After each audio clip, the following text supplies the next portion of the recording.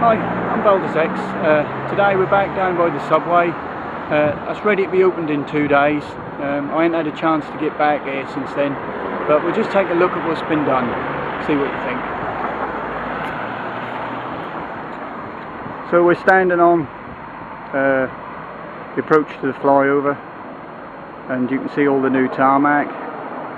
I just did see someone clip the curb, because obviously they changed the radius of all this road now, and someone now come off the roundabout and clipped the curb. But what we'll do, we'll just walk up here near Sovereign House. This is a Sunday, and there's Bank Holiday Monday, and then all this will be open. And as you can see, all there is now is just some temporary electric traffic lights, and the proper ones are going to be commissioned on Tuesday. So where we are just there, look, where them manhole covers here, that was the old subway. Some new barriers here, and this is all part of the scheme for the redevelopment of all this area here. So as we can see, this is practically all open now. All bar a few little things to clear up.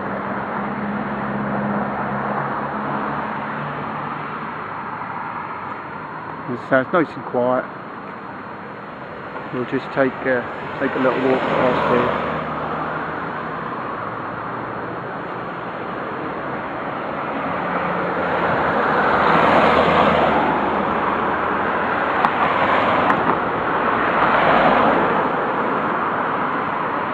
So they narrowed the road down here. Where you can see all this new tarmac, you can see the sort of triangulation there.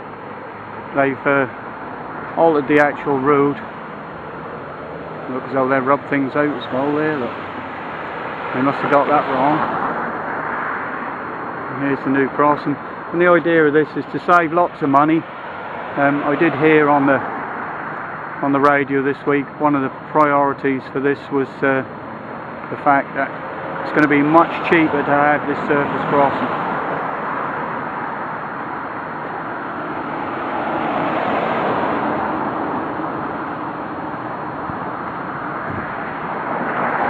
And there we have it. All nice and finished. Anyway, thanks a lot. Nick Conrad at breakfast on BBC Radio Norfolk. A new pedestrian and cycle crossing on St Crispin's Road will come into use next Tuesday, replacing the old underpass that's now been filled in. But what will the impact be on traffic in the city? Wally Webb has been to the site of the new crossing for us this morning. There's a set of temporary traffic lights which are controlling the new Toucan crossing before the lights that have been installed are commissioned. With me to talk about the changes here at the flyover on Magdalen Street, Councillor John Fischer, who's the chairman of Norwich Highways Agency Joint Committee at Norfolk County Council. Gone now is the underpass here, John. Correct, yeah, that was really high maintenance. It wasn't fully DDA compliant, so we were having issues with actually all disabled people being able to use that particular underpass.